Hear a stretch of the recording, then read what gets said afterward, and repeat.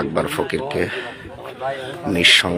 নৃশংসভাবে হত্যা করা হয়েছে। এইভাবে আর কত মানুষের প্রাণ যাবে? বাংলাদেশে হত্যার বিচার না থাকার কারণে একটা স্বাধীন দেশে একের পর এক এভাবেই খুন হচ্ছে। খুনের বিচার যখন কোরআনের আইন দিয়ে শুরু হবে তখনই এই খুন বন্ধ হবে।